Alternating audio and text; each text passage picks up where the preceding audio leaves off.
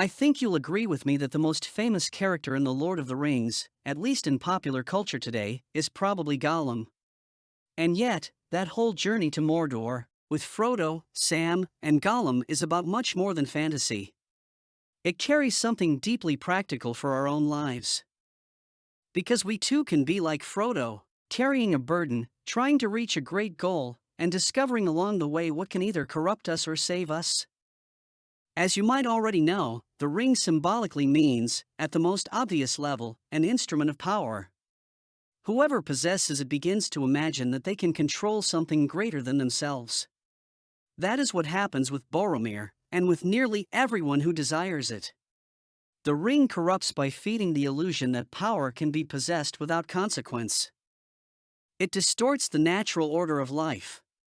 It is born from lies, sorcery, and the desire to possess what was never meant to be possessed.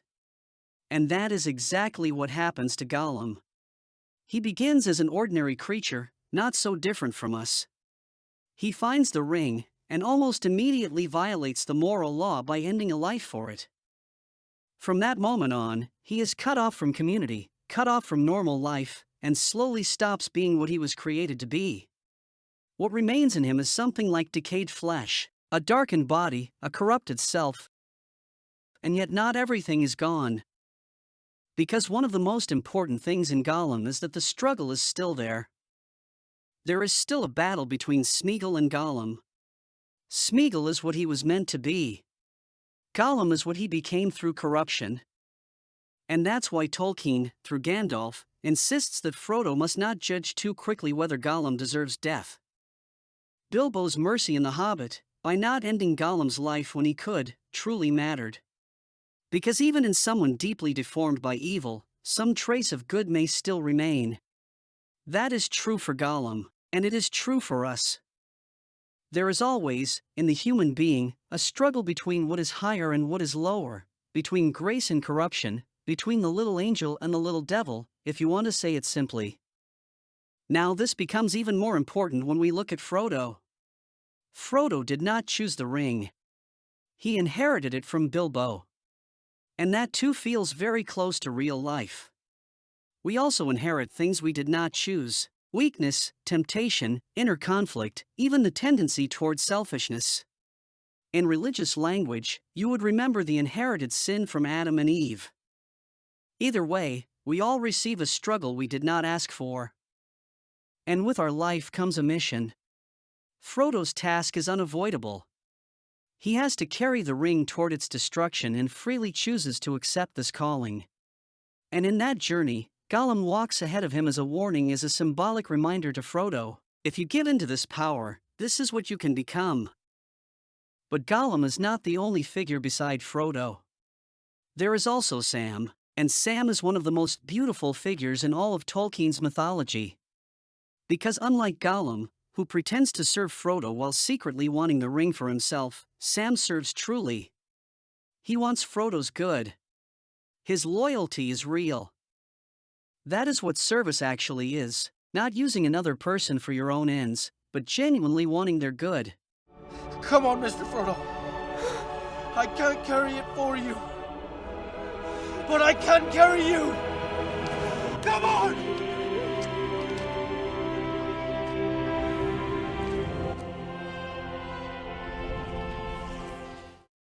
Sam understands that the burden is Frodo's. He does not try to steal his role. He simply gives everything he can to help him fulfill it. And this is not just servitude. It is friendship. Tolkien himself drew a parallel between Sam and the faithful soldiers he saw in World War I, the ordinary companion who stays by your side, the humble servant who becomes indispensable. That is why Sam may be the true hero of the story. Not because he seeks greatness, but because he refuses it. At one point he even carries the ring, and unlike almost everyone else, he gives it back. He feels the temptation of grandeur, the illusion that he himself could become the great hero, but he rejects it. He knows his place. He is a gardener, a servant, a friend. And precisely because he does not seek power, he becomes great. This is one of Tolkien's deepest ideas. The world is not saved by those who want to dominate it. It is saved by ordinary, faithful people. That is why the Hobbits matter so much.